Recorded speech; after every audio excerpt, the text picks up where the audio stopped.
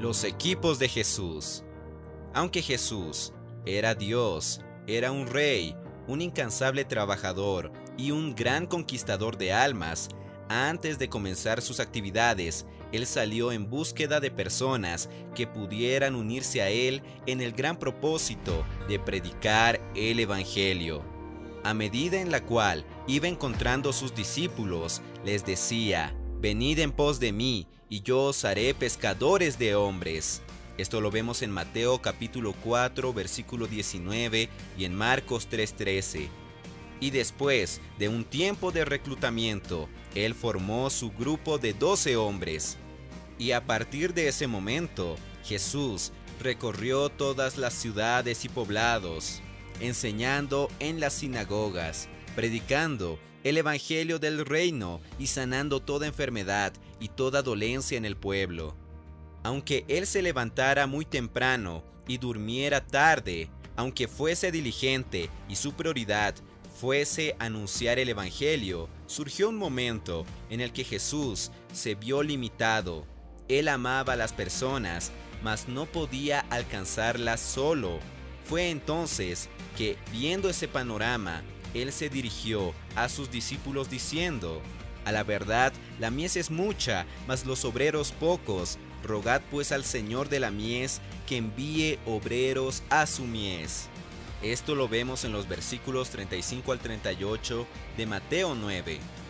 Es curioso notar que después de que ellos rogaron al Señor de la mies que envíe obreros a su mies, ellos mismos fueron enviados. Esto lo vemos en el capítulo 10, versículos 1 al 5.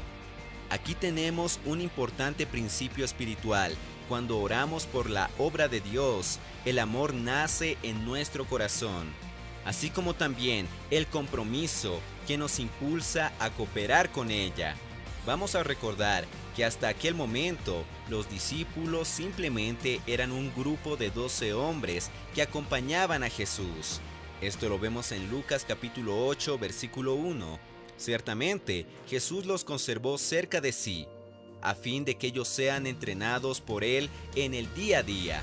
Ellos necesitaban conocer lo que estaba en el corazón del Señor, lo que el pecado hizo en la vida del hombre y sobre todo conocer el poder del Evangelio.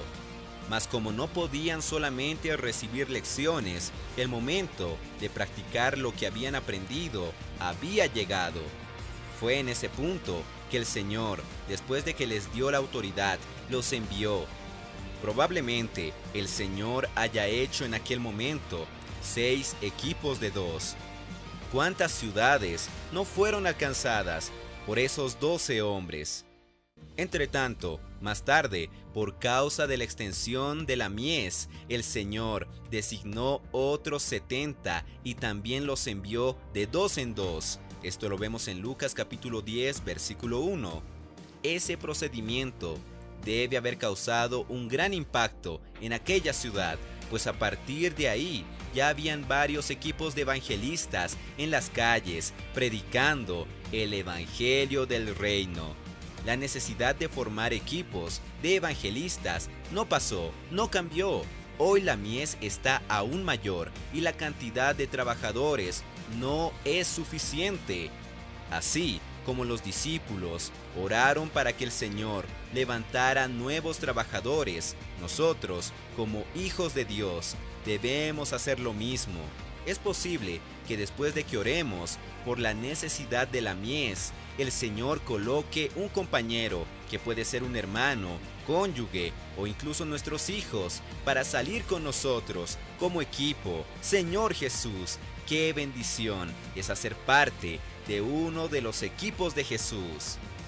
Amados oyentes, oremos para que el Señor pueda multiplicar la cantidad de trabajadores, de evangelistas, y asimismo recibamos el llamado del Señor para nosotros también salir a evangelizar.